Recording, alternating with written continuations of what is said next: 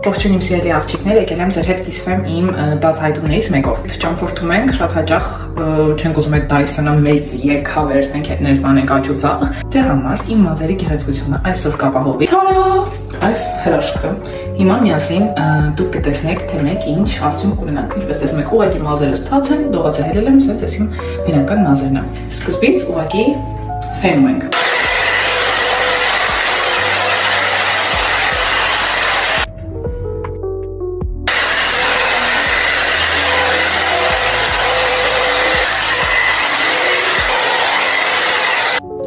Ունեցանք սենց սիրուն ուղիղ մազեր։ Հիմա ամբողջ անեմ։